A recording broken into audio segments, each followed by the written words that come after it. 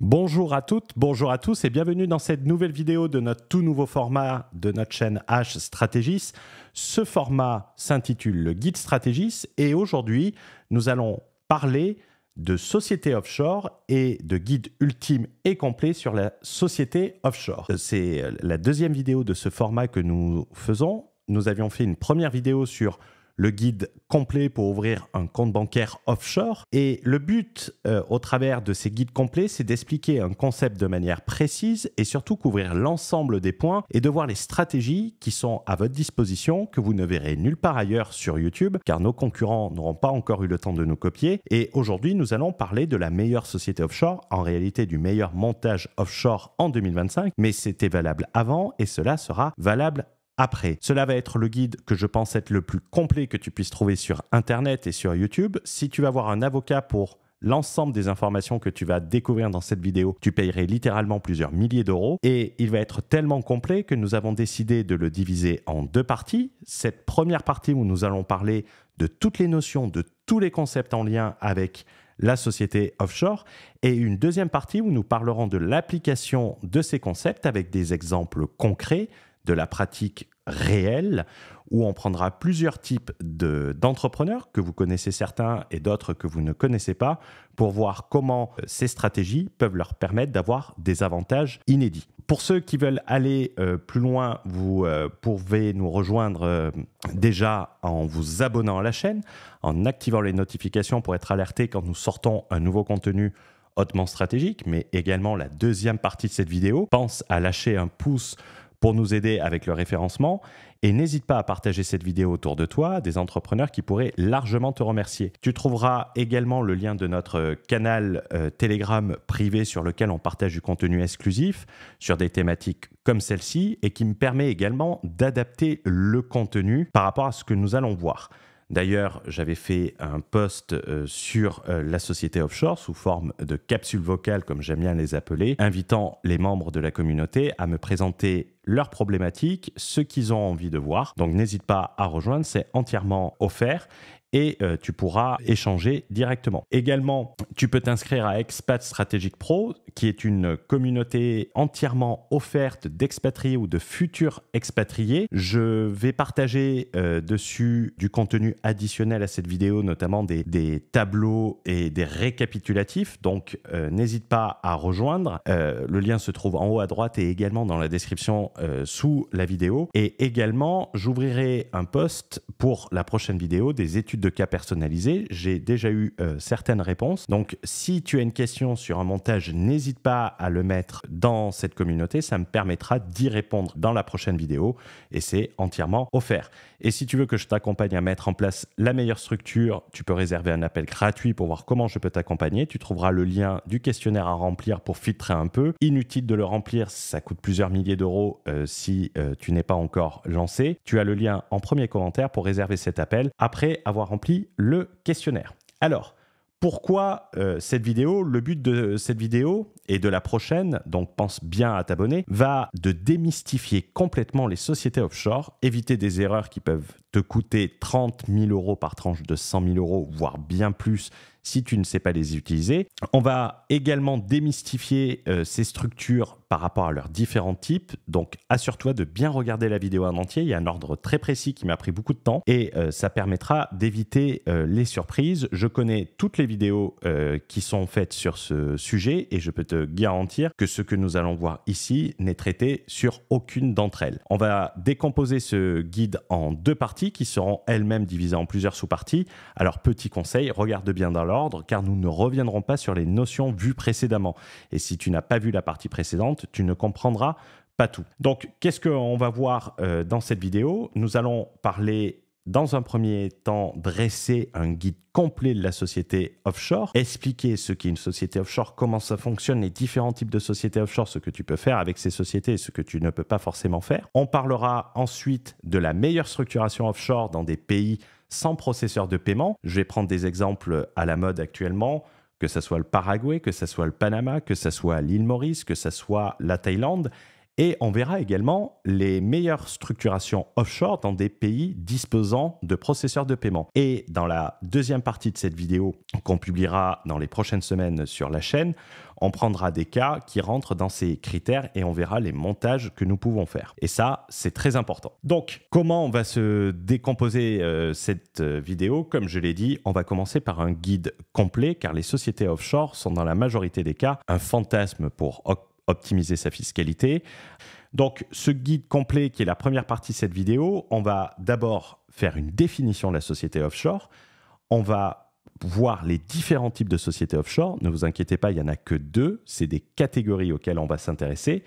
On va s'intéresser à la particularité de la LLC américaine et de la LLP et on va voir qu'on peut arriver à des résultats similaires avec d'autres formes de sociétés dont vous n'avez jamais entendu parler et qui peuvent avoir des avantages conséquents, notamment selon votre clientèle, selon vos types de clients et selon votre localisation. On parlera de la société offshore pour optimiser sa fiscalité. Dans cette partie, on va parler de la notion de résidence fiscale d'une entreprise qui est très peu connue des gens.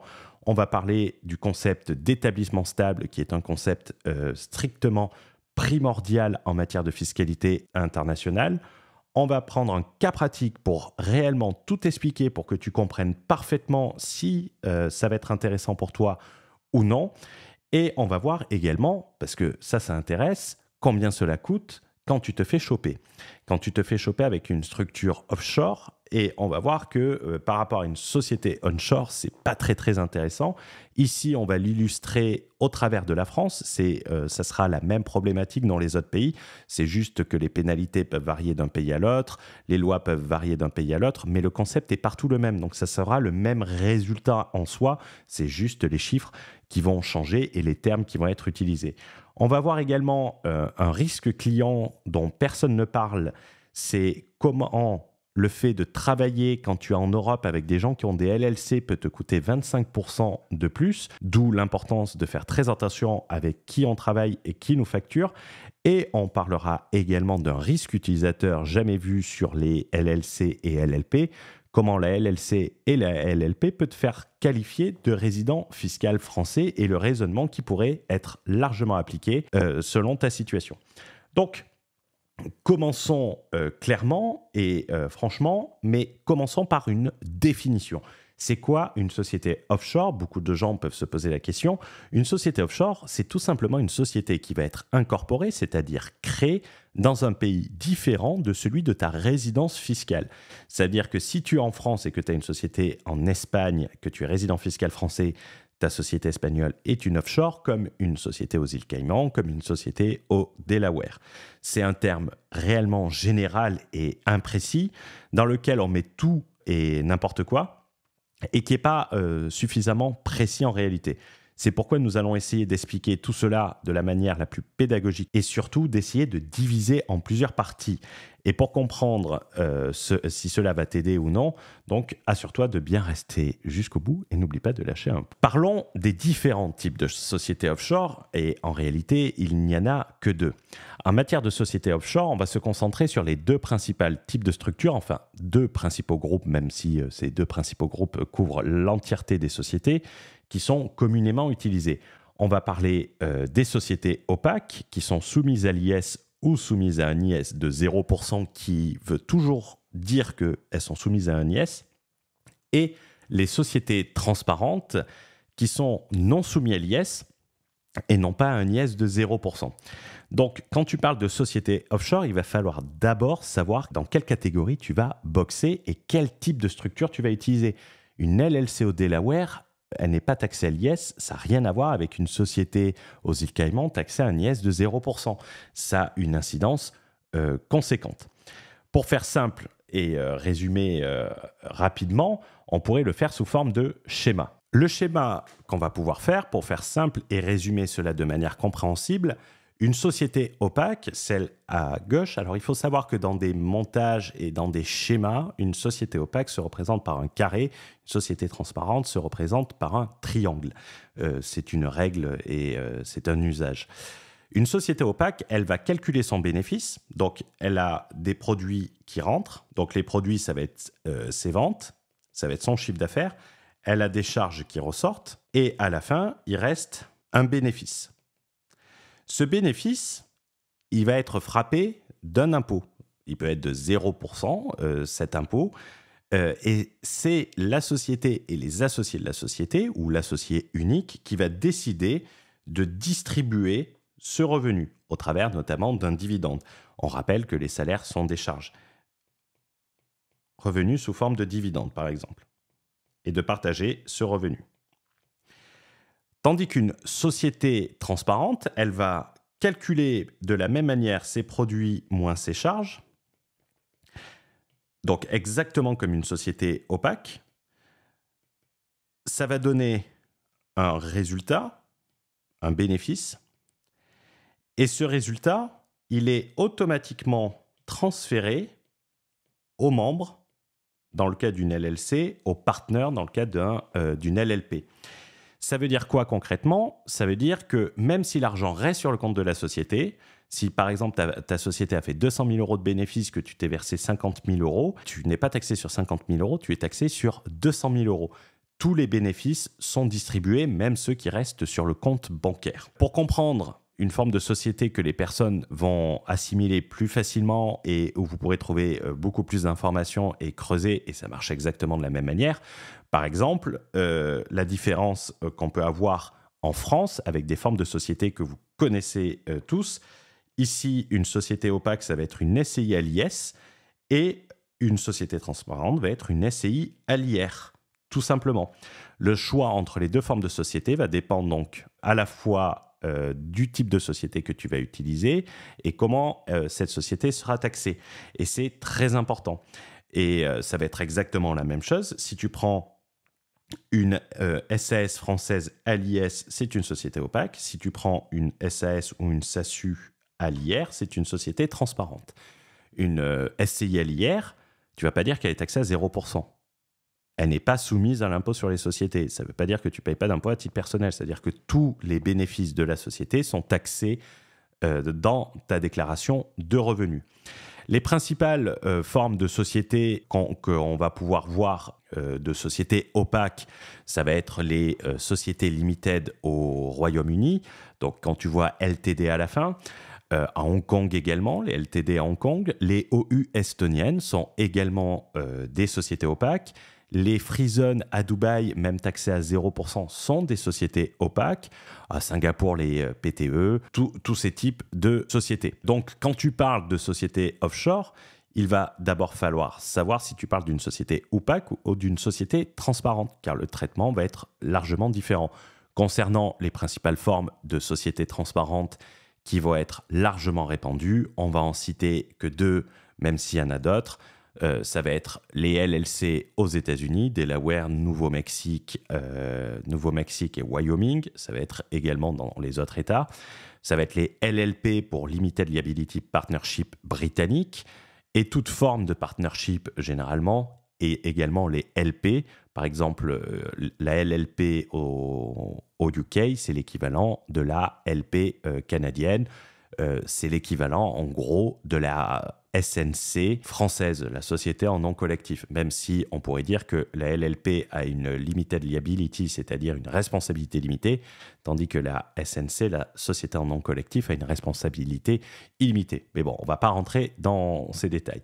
Pourquoi c'est important de savoir de quel type de société tu parles? Parce que si, par exemple, tu parles d'une société opaque, tu vas pouvoir parler de dividendes. Si tu parles d'une société transparente, tu ne peux pas parler de dividendes puisqu'une société transparente ne peut pas verser de dividendes. Et par exemple, je vois souvent la chose sur des conseils un peu foireux où la personne dit « Non, mais c'était le cas par exemple au Portugal où les dividendes n'étaient pas taxés avec le régime les résidents non habituels, le NHR ».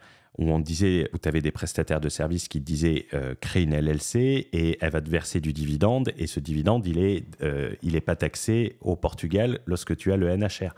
Mais comment tu peux verser du dividende avec une société qui, par nature, ne peut pas distribuer du dividende? Parlons maintenant de la particularité des LLC et LLP UK et pourquoi elles sont utilisées. Alors, ces deux formes de sociétés sont quasi identiques. Ces sociétés, elles sont largement répandues et largement utilisées. Les principales raisons à ça, la première, c'est la facilité de création et le faible coût. Moins c'est cher, plus ça plaît, c'est bien connu.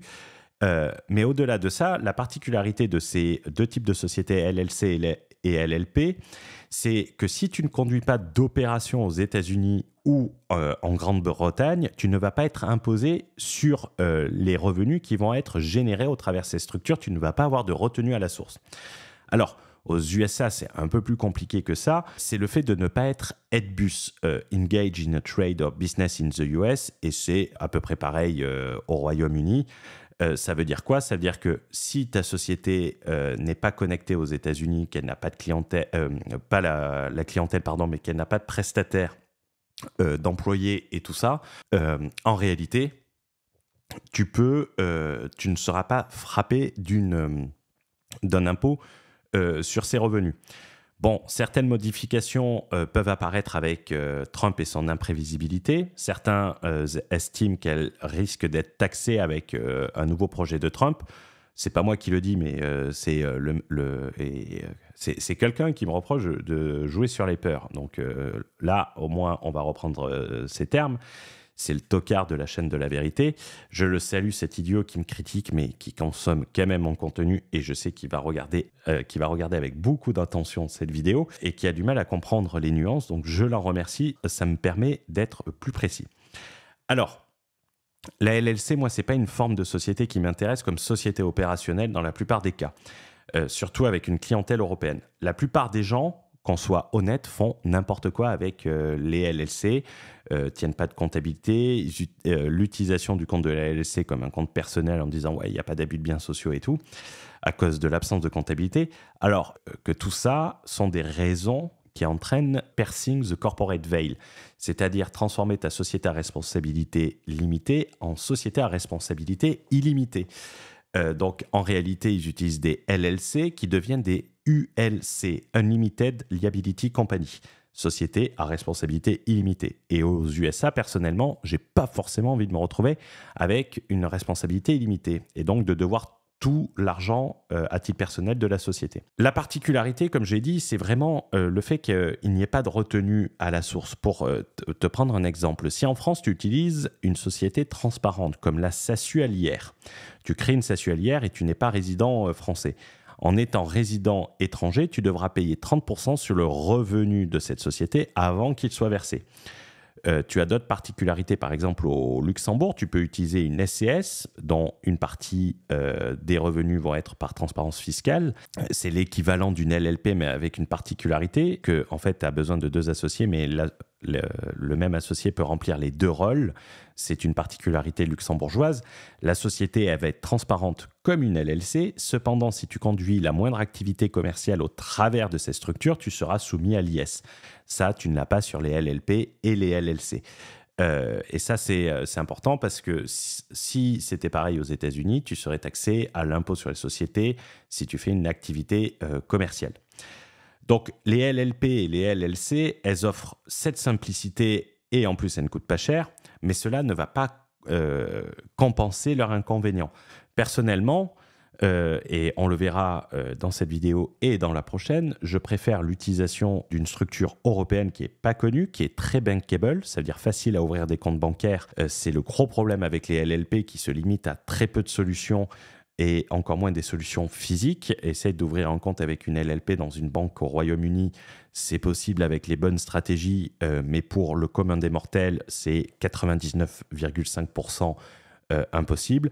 J'ai des gens avec les bonnes techniques qui ont réussi à ouvrir chez HSBC, Barclays, NatWest, mais il faut mettre des choses en place pour pouvoir le faire. Cette autre forme de société, il y en a en réalité plusieurs qui regroupent ces avantages, qui sont sous les radars en Europe de surcroît, c'est-à-dire que ça n'a pas la même connotation que facturer avec une LLC au Delaware quand tu envoies une facture à un client. Tu vas avoir un niveau de confidentialité qui peut être plus élevé que la LLP britannique, un peu moins élevé que la LLC américaine, mais tu peux arriver quasiment au même niveau, mais ça va demander des doubles structurations. Et de surcroît, il y a encore une autre forme de société sous les radars en Europe qu'on met en place sur des accompagnements qui présente un autre avantage. Tu ne risques jamais d'avoir de la clientèle dans ce pays. Parce que ce pays, par exemple, moi, depuis que j'ai commencé, je me suis intéressé à voir tous les pays dans lesquels j'avais traité. C'est un pays européen, je n'ai jamais eu un client. Donc, tu ne vas pas avoir le problème du connected income que tu peux avoir sur les LLP, que tu peux avoir sur d'autres formes, qui entraînerait la taxation locale. C'est la même chose sur les LLC. Ils parlent de relever le seuil du connected income. On verra un peu plus loin comment la LLC peut te faire perdre des clients et surtout si tu as des prestataires qui ont une LLC, comment cela va te pousser à payer 25% de plus sur l'ensemble des factures de ton prestataire. Comme je l'ai dit, c'est des stratégies qu'on peut mettre en place très facilement. On verra leur avantage dans le guide pratico-pratique ensuite. Mais ça a une importance, c'est qu'il faut utiliser les meilleures formes par rapport à ton business et étudier les cas. Et on va voir que chaque cas est différent. Donc, ce qui intéresse les gens maintenant, ça va être la société offshore pour légalement optimiser les impôts. Alors, on va voir plusieurs parties dans cette sous-partie. La première partie sur laquelle on va s'intéresser, ça va être la notion de résidence fiscale d'une société. Ça va être la notion d'établissement stable et on va le faire avec un cas pratique.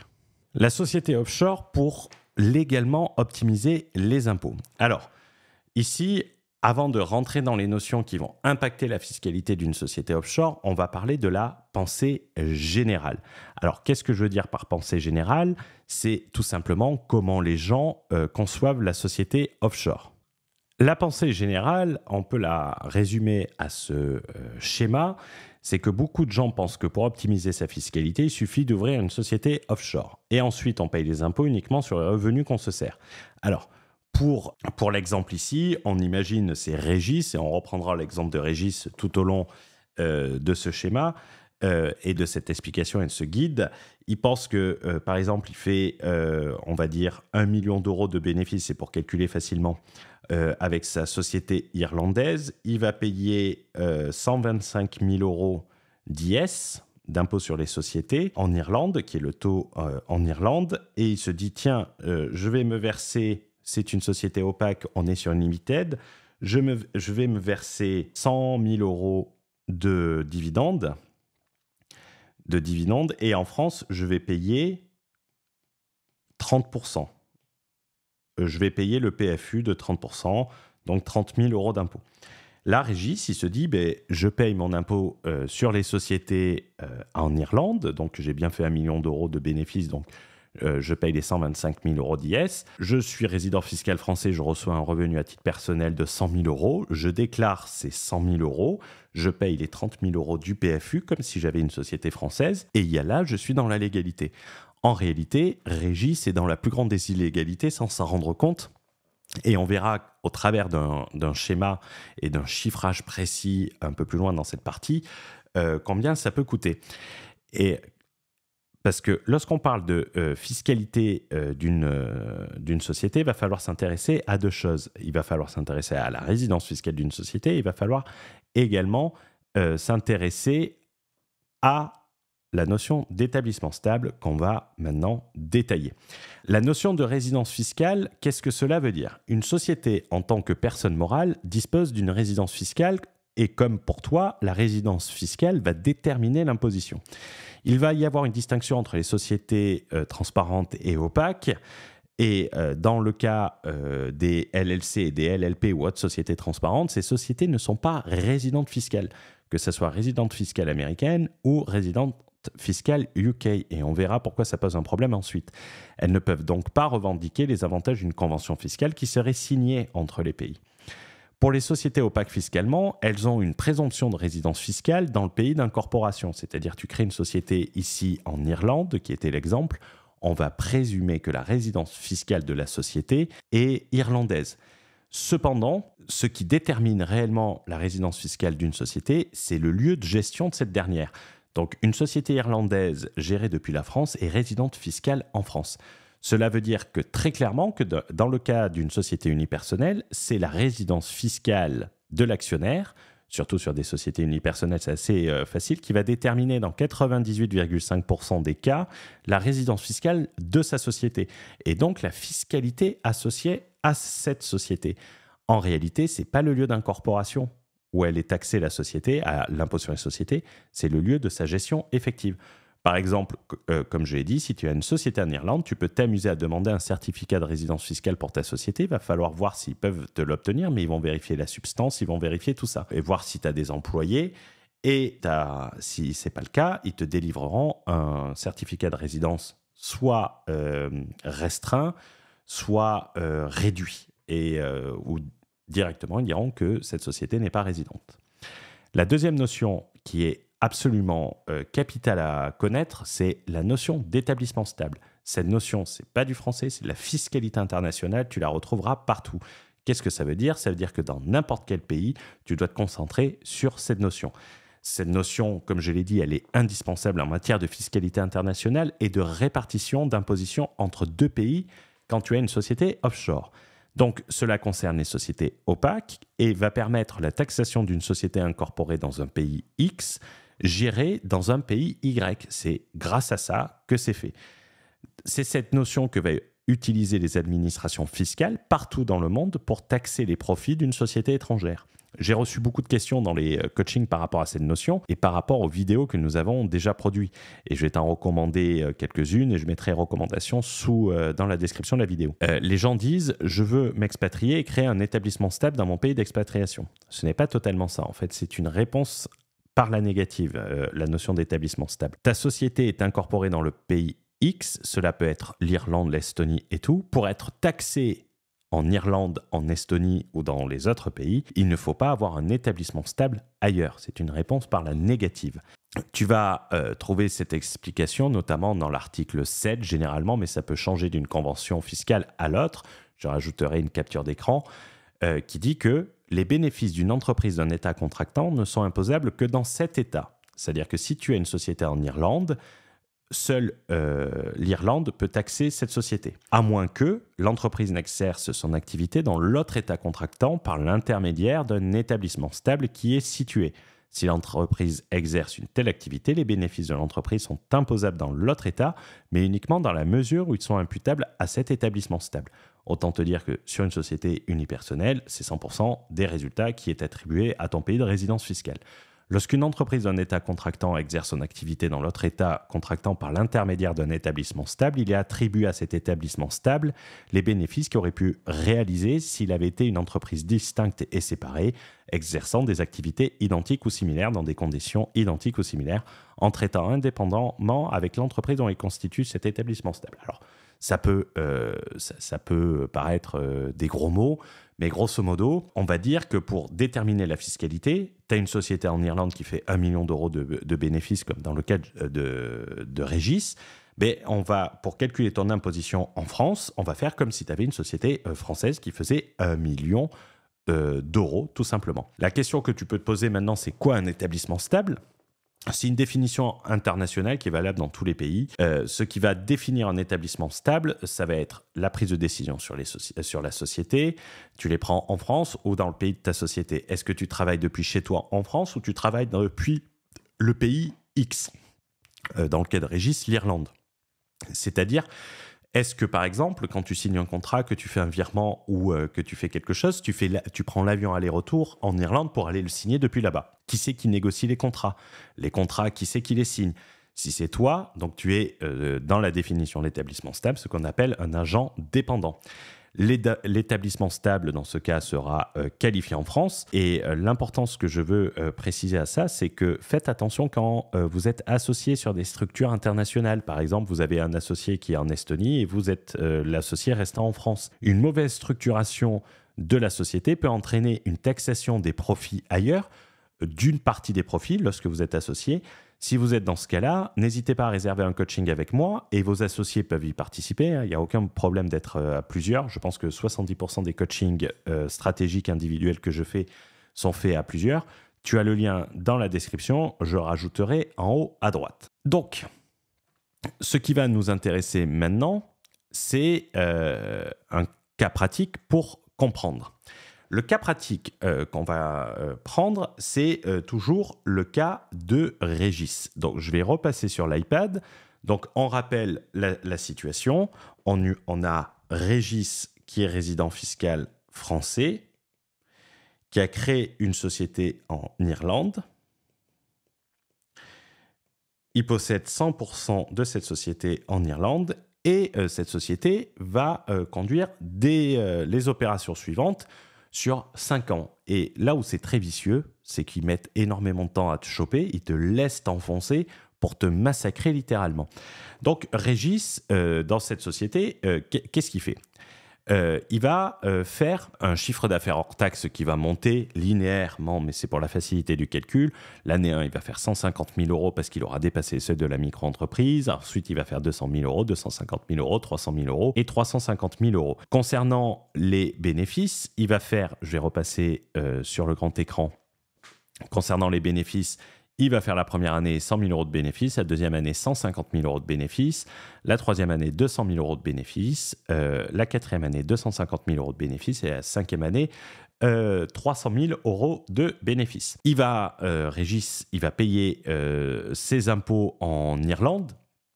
L'impôt en Irlande est de 12,5%, donc sur 100 000, il paye 12 500, sur 200 000, il paye 25 000, sur 300 000, il paye 37 500 euros. Donc, pour faire simple, il a fait un bénéfice total sur 5 ans de 1 million d'euros et il a payé en tout 125 000 euros d'impôts en Irlande sur cette société, plus les dividendes qui s'est versé, mais ça c'est à titre personnel, il a tout déclaré, Régis, il est très bien. La demande d'échange d'informations, et on l'a vu notamment pour les comptes offshore, est adressée à l'administration fiscale irlandaise à la fin de la 5e année. Et voilà à quoi va ressembler le redressement.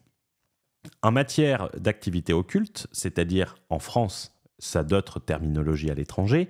En France, c'est-à-dire tu n'as pas déclaré ta société irlandaise en France, on va agir de la manière suivante. L'administration fiscale a 10 ans pour revenir en arrière. Donc en réalité, ils ont le temps. Ils ont 10 ans pour tomber dessus, au lieu de 3 normalement. Ils vont appliquer des pénalités de 80%. Et ils vont appliquer également de la taxation d'office. C'est-à-dire quoi ? Ils vont prendre le maximum et à toi de justifier de réduire ce montant-là. D'où l'importance de toujours avoir des comptabilités, même dans des pays où la comptabilité locale n'est pas obligatoire, mais autant la tenir. Et de toute façon, je dirais que c'est un critère important pour les entrepreneurs d'avoir une comptabilité. Et en plus, l'administration fiscale française va appliquer des pénalités de retard. Alors, les pénalités de retard, c'est quoi ? C'est que tout simplement, ils disent « t'as pas payé l'impôt, donc tu repayes l'impôt, tu payes une pénalité, et en plus, on considère qu'on t'a fait un crédit de l'impôt, on t'a fait un crédit du montant de l'impôt que tu aurais dû payer, donc tu vas nous payer des intérêts comme à ta banque. » La taxation d'office dont j'ai parlé, c'est quelque chose qui est présent en France, c'est quelque chose qui est présent également à l'étranger. Elle peut être très problématique, comme j'ai dit, sur des sociétés où la comptabilité n'est pas tenue. Le fisc prendra le chiffre d'affaires et considérera que c'est du bénéfice. C'est comme ça qu'ils vont faire. Et à toi de prouver qu'en fait, non, il y a eu des dépenses, d'apporter les justificatifs. Et si tu n'as pas gardé les justificatifs parce qu'il n'y a pas de comptabilité, hein, pas de bras, pas de chocolat, donc tu payeras de l'impôt dessus. Donc là, ça peut faire excessivement mal. Mais on va partir ici du principe que c'est du bénéfice et que c'est exactement pareil. Comment le fisc va agir ? Il va reconstruire l'ensemble du bénéfice en France, donc se dire, comme je l'ai dit précédemment, comme s'il avait s'agi d'une société française. Donc, il va dire, OK, si tu avais fait 100 000 euros de bénéfices en France, tu aurais dû payer 25 000 euros d'impôt sur les sociétés. Si tu as fait 200 000, tu aurais dû payer 50 000. OK, il y a le seuil à 15%, mais on arrondit tout à 25% pour que ça soit plus simple. Donc, tu as fait, sur les 5 années, tu as fait 1 million d'euros de bénéfices, tu aurais dû payer en France 250 000 euros, 25%. Donc déjà, tu nous dois 250 000 euros parce que cet impôt, tu aurais dû le payer en France. La deuxième chose qu'il faut appliquer, c'est dire, puisque tu as utilisé une société étrangère que tu ne l'as pas déclarée, tu es de mauvaise foi. Donc on va appliquer des pénalités. Les pénalités, ici, elles vont être de 80%. Donc, tu vas devoir 25 000 euros d'impôt sur les bénéfices, sur un bénéfice de 100 000, plus 20 000 euros de pénalité, 80% de la somme. C'est-à-dire que sur les 250 000 euros que tu vas devoir à l'État français, il y aura en plus 200 000 euros de pénalité. Et viennent les intérêts de retard que je t'ai expliqué, qui se chiffrent au total à 91 000 euros d'impôt. C'est-à-dire que la France, elle va t'adresser Elle va t'adresser 250 000 euros d'impôts à payer, 200 000 euros de pénalité et 91 000 euros de pénalité, d'intérêt de retard, excusez-moi, soit ça va faire un peu plus de 540 000 euros. La chose qui est importante sur ces 540 000 euros, ils viennent en plus de l'impôt en Irlande, ça ne se déduit pas. À toi d'aller demander le remboursement de l'impôt en Irlande. Et là, j'ai envie de dire, bonne chance, prescription, le temps que ça va prendre, les coûts que ça va générer. Mais la France, elle arrivera avec 250 000 plus 200 000 plus 91 000 euros sur cet exemple, tout simplement. Et je veux faire un petit rappel sur ça. Les impôts payés en Irlande ne viennent pas en déduction. Ils viennent en complément. Tu as payé 125 000 euros, mais ces 125 000 euros, si tu avais déclaré ta société en France, tu ne les aurais pas payés, tu aurais payé que l'impôt français. Grâce aux conventions de non-double imposition, le même revenu n'est pas taxé 2 fois, mais là, tu l'as payé là-bas alors que tu n'aurais pas dû le payer. Donc, c'est à toi d'aller demander le remboursement en Irlande. Bon, l'administration irlandaise est peut-être plus rapide, mais bonne chance pour le faire. En tout cas, ça va te coûter des frais, ça va te coûter des procédures, ça va te coûter des avocats, ça va te coûter tout ça. Également, il faut avoir conscience que le bénéfice, il sera calculé aux normes françaises. Donc, comme si tu avais une société française. Ici, on est parti du principe que c'était la même comptabilité. Ça veut dire que dans des pays où tu as une certaine légèreté sur ce que tu peux passer en déduction sur la société, si ça passe en France, c'est déduit. Si ça passe pas en France, c'est réintégré. C'est-à-dire que ton bénéfice, au final, il peut être à 1 100 000. C'est important de le préciser. Et également, tu ne pourras pas te retourner contre le créateur de la société. J'ai oublié la partie, le créateur de la société, il n'est pas responsable. Lui, il a créé une société, c'est à toi de la déclarer, c'est pas à lui d'aller faire les déclarations en France. Donc, très important, et c'est tout le temps toi, lui prépare la comptabilité, c'est toi qui la signe. Donc, c'est quelque chose de très important et quelque chose à comprendre. La prochaine partie que j'ai envie de traiter, c'est pourquoi ne pas travailler avec des prestataires qui ont des LLC ou LLP en Europe, à part de demander 25% de remise. Alors ici, quelle est la situation que je veux traiter, qu'on comprenne bien. C'est pas uniquement en France. Toi, par exemple, imagine, tu as ta SASU, d'accord ? Tu as ta SASU et tu payes un prestataire qui a une LLC, donc société transparente, une LLC ou LLP. Donc lui, tu vas par exemple payer 50 000 euros, il va te faire une facture,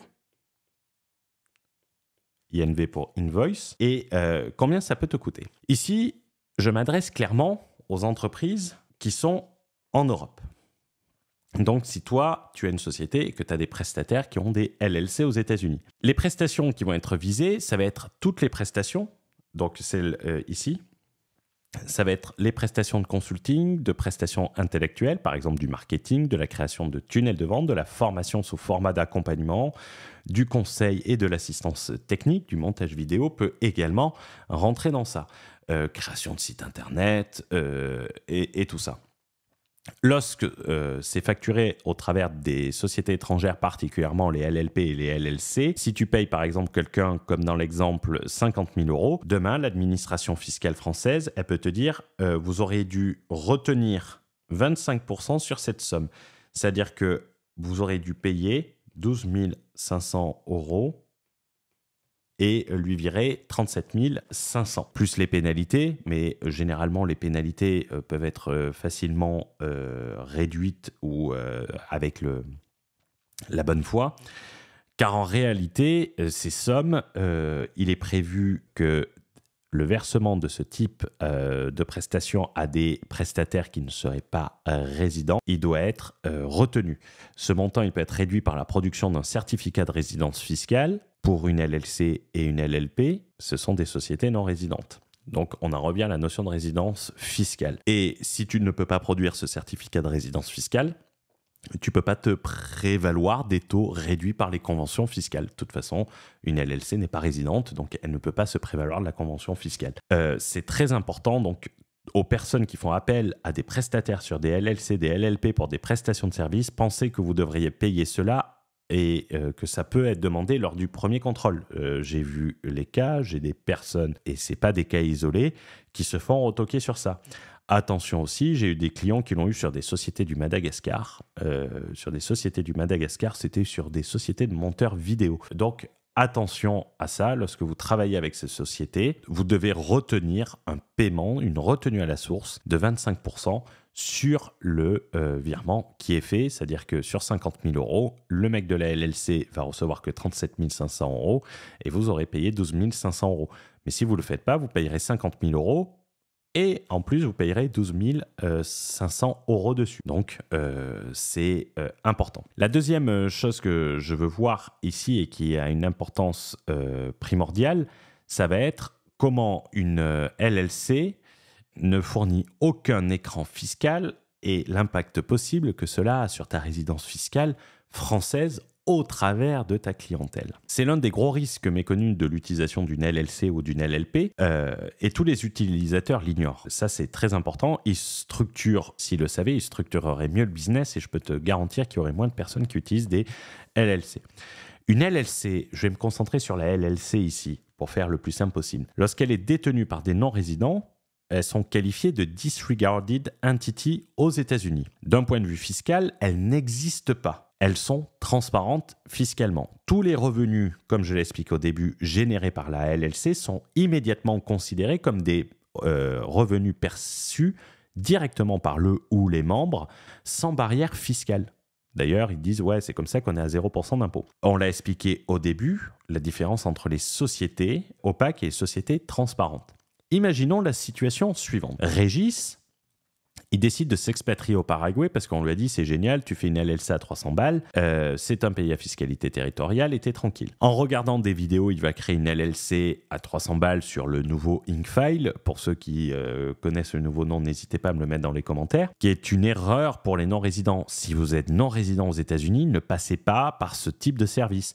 Pour faire simple, si la création de ta LLC coûte moins de 1000 ou 1500 $, c'est que tu as choisi le mauvais prestataire et je n'ai aucune affiliation en te disant ça. C'est par rapport à ce que tu vas vouloir en faire ensuite. La majorité de ta clientèle va se trouver en France et tu les factures au travers de ta nouvelle LLC. Donc, la Régis LLC à Vista Oeste au Nouveau-Mexique, c'est l'adresse qui est la moins chère en plus. La majorité de ta clientèle, elle va payer sur cette LLC. Comment peut raisonner l'administration fiscale française? Comment elle peut raisonner? Étape 1, une LLC, le terme fiscal est translucide, ne fait pas écran fiscalement car l'administration va considérer comme une simple extension de ta personne physique. D'accord? De toi en tant que membre de cette LLC. Étape 2. En conséquence, tous les revenus que tu as encaissés au travers de ta LLC, vu qu'ils sont à toi et qu'il n'y a pas d'écran, et qui sont issus majoritairement de clients français, ils sont directement appréhendés par toi personnellement, même si tu vis en dehors de la France. On va dire que Régis, il est au Paraguay, il me semble l'avoir précisé au début. L'étape 3. L'article 4B du Code général des impôts français précise qu'une personne peut être considérée comme résident fiscal française si elle a le centre de ses intérêts économiques en France. Très bien. Étape 4, dans notre exemple, l'administration française peut très bien dire « Régis perçoit personnellement la majorité de ses revenus, voire la quasi-totalité, issus d'une clientèle française, B2B ou B2C, via une LLC translucide. Par conséquent, son centre des intérêts économiques est établi en France. » Étape 5, absence d'un autre revenu, pas de revenu imposable au Paraguay, pas de revenu au Paraguay, Régis ne peut donc justifier d'aucun autre centre économique concurrent à la France. Étape 6, vu que tu n'es pas imposable, tu n'es pas résident au sens conventionnel, résident fiscal au sens conventionnel qui est différent, c'est précisé. Les résidents sont les personnes qui payent l'impôt. Tu ne peux pas opposer la convention fiscale et tu ne peux pas te protéger.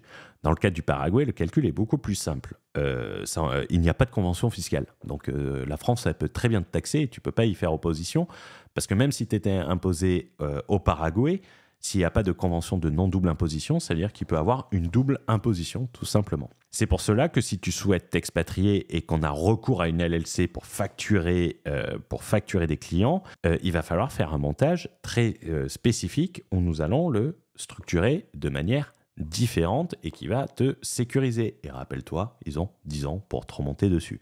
Donc, on est en 2025. Tu pourras te dire, je ne risque plus rien sur l'année 2025 en 2036. Donc, c'est important. Passons maintenant à la deuxième partie de cette vidéo qui va se concentrer sur la meilleure structuration dans un pays sans processeur de paiement, comme le Paraguay justement. Donc, qu'est-ce que je veux dire sur ça ? C'est que sur Internet et sur le business en ligne plus généralement, nos choix sont souvent dictés par les processeurs de paiement. Les processeurs de paiement, pour ceux qui ne savent pas ce que c'est Stripe, PayPal, c'est ce qui vous permet, lorsque vous avez un client en Europe, d'encaisser sa carte bleue. Vous n'allez pas lui envoyer un pigeon voyageur avec un chèque pour le payer. Et ces processeurs de paiement sont adossés à par exemple, Stripe, qui n'est pas présent dans tous les pays, PayPal, qui est beaucoup plus présent, mais beaucoup plus restrictif, et beaucoup plus chiant aussi. Il faut savoir également aujourd'hui que les choses ont changé sur les processeurs de paiement. Par exemple, Stripe, il me semble que ça va permettre de faire les check-out en plusieurs devises, avec 1% de plus, c'est-à-dire que même sur une LLC américaine, tu vas pouvoir encaisser des euros et conserver tes euros pour éviter le change obligatoire que tu avais avant. Mais pour en revenir à Stripe, pour bénéficier de Stripe, il va falloir que ta société soit incorporée dans un pays où Stripe est présent. Pas de bras, pas de chocolat, je reprends cette expression. Même dans des pays où Stripe est présent, je pense notamment à Dubaï, il peut être également intéressant, mais ça sera dans des pays avec processeur de paiement, d'optimiser cela, parce que les comptes Stripe à Dubaï, ils s'ouvrent très difficilement. Il est très difficile d'avoir un compte Stripe à Dubaï, ce qui pousse les gens à se tourner vers des solutions comme Hotmart, des revendeurs qui prennent entre 7 et 10% du chiffre d'affaires, pas du bénéfice, du chiffre d'affaires, sur une clientèle européenne. Mais dans certains pays d'expatriation, tu n'as pas du tout accès à ces processeurs de paiement. Je vais prendre l'exemple du Paraguay et de l'île Maurice, par exemple, ou des solutions relativement moisies. L'île Maurice, c'est une destination qui attire beaucoup de monde, un cadre de vie excellent, un environnement des enfers relativement merdique, soyons honnêtes, comme ces banques. Alors, comment faire quand tu t'installes à l'île Maurice ? C'est valable ailleurs, et que la majorité de tes clients sont en Europe, et c'est très simple. Tu vas voir trois méthodes. Et ces 3 méthodes, en fait, c'est les 3 meilleures structurations. Enfin, pas la première. C'est les 3 structurations qui s'offrent à toi. Et ensuite, va falloir adapter. Mais ça, c'est l'accompagnement individuel. On le verra sur des cas pratiques dans la prochaine vidéo. Les 3 méthodes. Il va falloir comprendre que tu vas devoir avoir besoin d'une société offshore avec des processeurs de paiement. Et tu vas devoir avoir besoin d'encaisser ces paiements. On a vu toutes les problématiques précédentes. Donc, comment on fait lorsqu'on n'a pas de processeur de paiement ? La première méthode, c'est la méthode Gitempreneur. La méthode Gitempreneur, elle est très simple, à la portée de tous, et beaucoup de gens la font. Elle est redoutable d'efficacité et de simplicité, du bon gros rouge qui tâche. Après tout, c'est plus facile de faire de la piquette que de faire du grand cru. Par exemple, à l'île Maurice, on va faire un visa self-employed, qui est une sorte de micro-entreprise. On va créer une LLC et voilà, ça y est, j'ai la multinationale. On renvoie un peu sur le self-employed et le reste, fiscalité territoriale avec remittance basis de l'île Maurice, 0%. On a parlé de l'aspect résidence fiscale précédemment sur la LLC et ces structures-là. C'est valable également en Thaïlande, en Indonésie, où on fait une LLC avec un visa touriste. C'est du même niveau. La deuxième méthode, là on va commencer à rentrer dans de la structuration. On n'est pas forcément obligé d'utiliser une LLC et je vais expliquer pourquoi. Ça va être un montage transparent opaque et coupler les avantages de l'un avec les avantages de l'autre en limitant au maximum les inconvénients. On a une clientèle européenne. Très bien. On ne va pas utiliser une LLC pour payer 5 fois plus de processeurs de paiement. On va créer une société à l'île Maurice et intégrer dans cette structure, une structure transparente européenne. Il y a 2 méthodes pour le faire, soit de le faire par le haut ou soit de le faire par le bas dans la création. Ça va dépendre du type de société, ça va dépendre du type de banque. Ces structures transparente reliée à la structure de l'île Maurice va encaisser tes clients, les remonter à ta société de l'île Maurice, et c'est ta société de l'île Maurice qui va faire un écran fiscal pour te verser les dividendes et va bénéficier également des avantages. En fait, la structure transparente sera une extension de ta société mauricienne au lieu de tout simplement être une extension de ton nom propre. Donc, en fait, ça ne pose pas de problème au niveau de la résidence fiscale. Et cette société l'île Maurice va bénéficier de l'article 7 de la Convention fiscale. Une société ne peut être taxée que dans son pays où elle est incorporée, à condition de ne pas avoir un établissement stable dans un autre pays. On répond à la négative par cette question. C'est normal, tu es résident fiscal à Maurice, tu prends toutes tes décisions à Maurice. Youp, ta société est résidente de l'île Maurice. Point à la ligne. Il y a plusieurs choses à prendre en compte dans ce setup. D'abord, on va faire attention à la structure facturière, c'est-à-dire celle qui encaisse. Sur une structure facturière européenne, quelle structure on va utiliser, comment on va structurer cela. Quelquefois, avoir des LP et GP, Limited Partner, General Partner, sur certaines formes de sociétés selon la structure que tu vas utiliser. On va vouloir jouer sur certains points qui demandent, d'abord, qui ne sont pas connus du grand public, et il va falloir le faire très intelligemment, notamment au travers du contrat de partnership. C'est très important de le préciser. Il faut bien comprendre que c'est vraiment du cas par cas et que quelquefois, on va avoir recours à des formes de structures que les gens ne connaissent pas forcément et qui ont un fonctionnement très particulier. C'est d'où l'importance de se faire accompagner individuellement.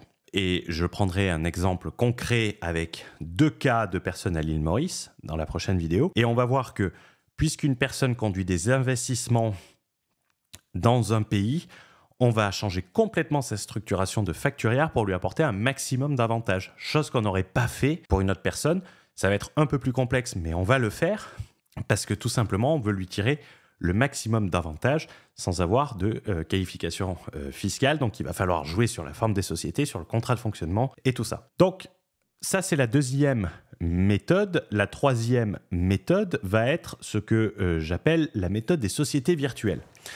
C'est une sorte de méthode experte, assez difficile à expliquer, mais qui est relativement efficace, qui peut paraître au premier abord beaucoup plus complexe sur le papier, et c'est assez difficile dit comme ça. Mais en réalité, c'est beaucoup plus simple qu'il n'y paraît, surtout que tu ne vas pas t'occuper de ça.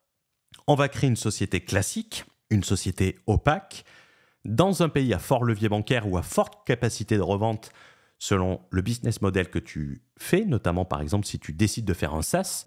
Si par exemple tu décides de faire un SaaS depuis l'île Maurice, déjà tu vas avoir un problème pour encaisser, mais demain quand tu vas vouloir revendre ta société, c'est pas un Mauricien qui va te la racheter ou à part tu as vraiment beaucoup de chance.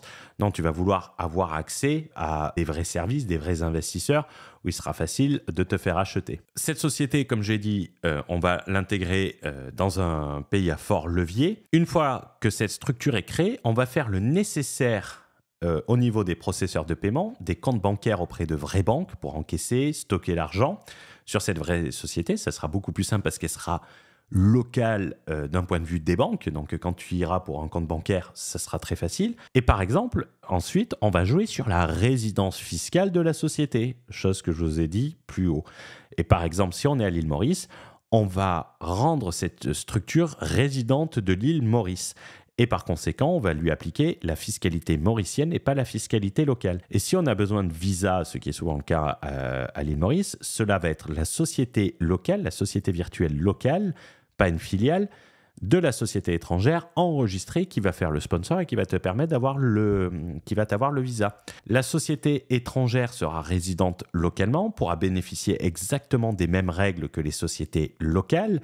À l'île Maurice, par exemple, tu pourras bénéficier de l'exonération de 80% de l'impôt sur les sociétés si tu remplis les critères, qui te permettra de passer d'un taux effectif de 15% à 3%. On pourra facilement avoir un compte bancaire local sur la société étrangère, résidente localement pour payer les impôts. Et en gros, ce sera cette structure qui te versera les dividendes comme une structure entièrement locale. Tu auras en réalité 2 structures, mais qui sont regroupées au sein d'une même structure. On aura exactement la même chose qu'une société locale, sans les inconvénients de la société locale. Le seul inconvénient qu'on peut mettre, c'est que d'abord, il faut connaître cette méthode, il faut savoir la demander à ses prestataires. C'est plus au niveau de la comptabilité que ça met une difficulté, mais vu que c'est pas toi qui fais ta comptabilité, que tu vas passer par un prestataire, cela va se traduire par une légère hausse de tes frais, de tes frais de comptabilité.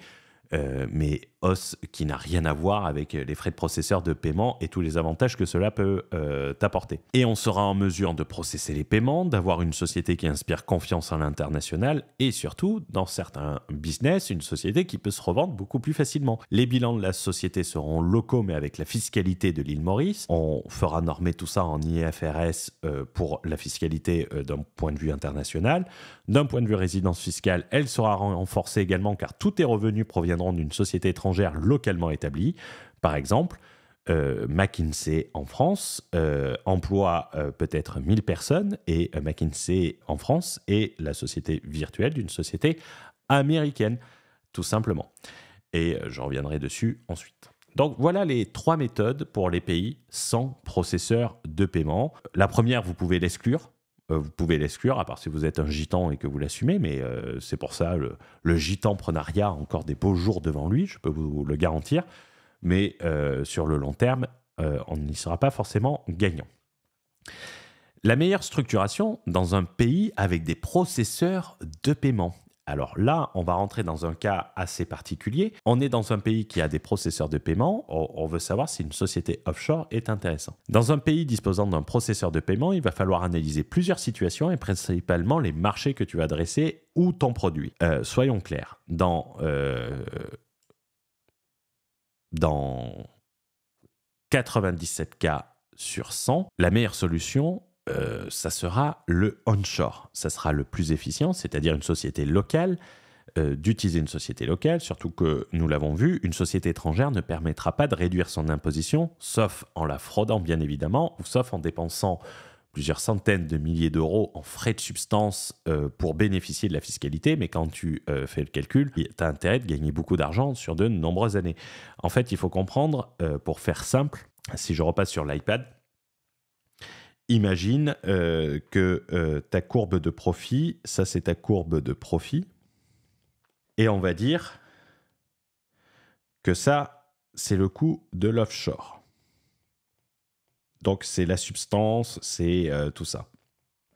Lorsque tu es en dessous, si tu fais une structure offshore ici, tu vas payer plus en substance que tu vas économiser d'impôts. Ça deviendra intéressant à ce niveau-là. Et en fait, ce que font les États, c'est que ça, c'est un niveau. Ils ne font que le relever pour en fait laisser l'optimisation fiscale aux riches, aux multinationales qui dépensent en frais d'avocat mensuellement plus que tu ne fais en chiffre d'affaires annuellement. Et même tu as intérêt de faire un gros chiffre d'affaires de plusieurs millions d'euros. Donc, comme je l'ai dit, dans 70% des cas, à l'exception de 3 cas, le onshore sera beaucoup mieux. Je vais apporter de la nuance selon ton activité, ton marché et des cas particuliers pour savoir si tu es dans les 3 cas, l'exception des 3 cas. Mais pour tous les autres cas, garde une société locale, surtout qu'il faut savoir que lorsque tu vas le mettre en place, ça va mettre de la complexité et cette complexité, elle réduit toujours un peu les cas. Donc, l'exception numéro 1, c'est la clientèle et le marché. Donc, adresser une clientèle et un marché, c'est une des 3 exceptions à ouvrir une société offshore, transparente de préférence, lorsque tu es dans un pays. Prenons un exemple de Dubaï. Dubaï, tu souhaites adresser une clientèle européenne, ben, tu vas mettre en place la solution 2, transparente opaque, qu'on a vu précédemment, avec une structure transparente européenne particulière. Ça va dépendre de ton cas. Je l'ai évoqué précédemment, construite d'une manière particulière aussi, pour éviter les points que nous avons évoqués avant ensemble. Pourquoi ? Parce qu'il va être plus facile et beaucoup plus optimisé d'adresser une clientèle européenne avec une structure européenne qui ne va pas coûter grand-chose, qui va être en mesure de générer des avantages conséquents. On va voir avec le chiffrage d'Antoine Blanco dans la prochaine vidéo. On va imaginer que Antoine Blanco me fasse appel à moi pour lui structurer son business et lui optimiser son business. Et on va voir, en gros, avec les chiffres de son bulletin public où il détaille vraiment tout, combien ça pourrait lui rapporter. Au-delà de ça, il y a également l'aspect image lorsque tu vas adresser une clientèle. Car soyons clairs, l'image de Dubaï en business, elle est malheureusement trop associée à des escrocs du web et à Nabila qui monte ses seins sur Instagram, pour de bonnes ou mauvaises raisons. L'image d'escroc, pas les seins de Nabila, je tiens à le préciser. Donc, il y a quand même quelque chose, lorsque tu vas payer un accompagnement plusieurs milliers d'euros, c'est toujours plus agréable d'être facturé par une société européenne, par une structure européenne, que par une société à Dubaï. Ça rassure les gens, il y a un lien de proximité et il n'y a pas cette mauvaise image de Dubaï. Au-delà de ça, tu vas pouvoir profiter pleinement des processeurs de paiement européens. Tu vas pouvoir bénéficier beaucoup plus facilement du système bancaire européen sans entacher les avantages de Dubaï. La fiscalité, la vie sur place, ça ne change rien à ta fiscalité puisque tu vas bénéficier de la fiscalité de Dubaï. Par exemple, quand tu vas vendre un produit à 5000 balles, il sera plus facile de demander un virement sur une structure européenne que sur une structure à Dubaï avec un compte chez Payoneer, par exemple. Tu vas pouvoir mettre en place des prélèvements, ce qui est super pratique. Ça va être plus facile également pour récupérer les impayés, pour avoir accès à des paiements échelonnés. Ça va être beaucoup plus rapide et beaucoup plus simple. Pour la gestion de la TVA, en sachant que beaucoup de gens à Dubaï ne s'en préoccupent pas trop et pensent qu'il y a un F à la fin de TVA, taxe valeur ajoutée facultative. Cela va être beaucoup plus simple avec un enregistrement unique en Europe. Cela va même te permettre de plus facilement récupérer la TVA sur ces déplacements européens et sur ces frais engagés, puisque tu auras une structure européenne. On pourra même mettre une ligne de téléphone professionnelle au lieu de conserver à titre personnel, une voiture, même si il est possible d'avoir une voiture en étant non résident européen, avec un haut degré d'anonymat à son nom, le véhicule, je tiens à le préciser, c'est-à-dire que c'est ton nom et ton adresse à Dubaï sur la carte grise, et le tout sans TVA, et pouvoir circuler partout avec une certaine discrétion. Si il y a des personnes que ça intéresse, n'hésitez pas à prendre un coaching, je vous expliquerai comment le mettre en place. Cela va marcher également dans l'autre sens. Si tu es en Europe et que tu vas adresser un marché américain, il sera plus favorable de passer par une structure américaine avec les bons intermédiaires. Je le rappelle, ce que j'ai dit précédemment, en dessous de 1500 $, ton prestataire est de mauvaise qualité et n'est pas fait pour une structure internationale. Inkfile, les trucs classiques, c'est fait pour les résidents aux États-Unis qui créent leur société. C'est comme Legal Place. Demain, Google veut créer une société ou une société américaine veut créer une structure en France. Ils ne vont pas passer par Legal Place parce qu'ils ne vont pas comprendre comment l'actionnaire peut être une société américaine. Ça ne va pas rentrer dans leur truc. Mais si tu es résident fiscal français et que tu fais ta SASU avec 100 € de capital social, ça va être très bien. La deuxième exception, où les gens n'y pensent vraiment pas, c'est les associations internationales et les partenariats internationaux. C'est une solution qui n'est jamais envisagée et pourtant qui peut être super intéressante, notamment quand le prestataire et le client sont dans deux pays différents et qui travaillent sous forme de partenariat. Je vais parler notamment des cas où les personnes prennent un accompagnement sur un projet et l'accompagnateur prend une partie du produit de la vente par de la participation. Généralement, l'accompagnateur va prendre une partie du chiffre d'affaires, 20-30% par exemple, qui va être généré. Il va être beaucoup plus intéressant de structurer un SPV portant le projet en entier qui va permettre une parfaite visibilité et un parfait partage. Je vais passer sur l'iPad pour l'expliquer. Imaginez la situation suivante. J'ai ma société AH, société opaque, et j'ai un prestataire à Dubaï. D'accord ? J'ai un prestataire à Dubaï qui va me faire des webinars. Donc, en fait, c'est une agence. Et qu'est-ce qu'ils vont faire ? Eux vont facturer, ils vont s'occuper de tout et vont facturer 30% des produits du webinar. Pas de tous les webinars, mais des webinars qu'on fait ensemble. Mais qu'est-ce qu'on peut faire ? Et qu'est-ce que moi, je ferais si j'étais dans ce cas ? Je vais créer un SPV transparent. D'accord ? Transparent. Je vais prendre 70% de ce SPV. Le prestataire webinar prendra 30% de ce SPV. Dans ce SPV, il va avoir les produits. Les produits, ça va être quoi ? Ça va être le chiffre d'affaires. Il va avoir les charges, c'est-à-dire les plateformes, la pub,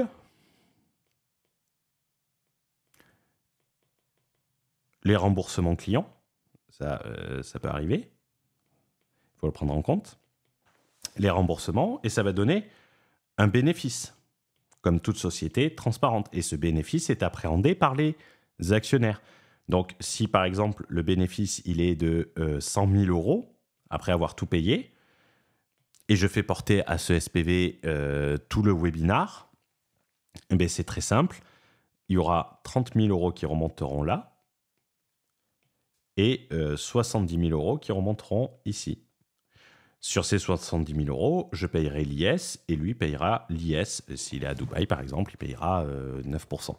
Donc, dans des solutions internationales, c'est toujours très intéressant de le faire sur une structuration à part, puisque là, le partage, il est parfait. Il est strictement parfait. Il encaissera le produit de la vente, il payera la publicité, les closers, et le bénéfice qui restera sera parfaitement partagé, entièrement transparent, et la comptabilité pourra le sortir au centime près. Les deux recevront leur quote-part de bénéfice sans aucun frottement fiscal, comme s'ils l'avaient fait directement sur leur société.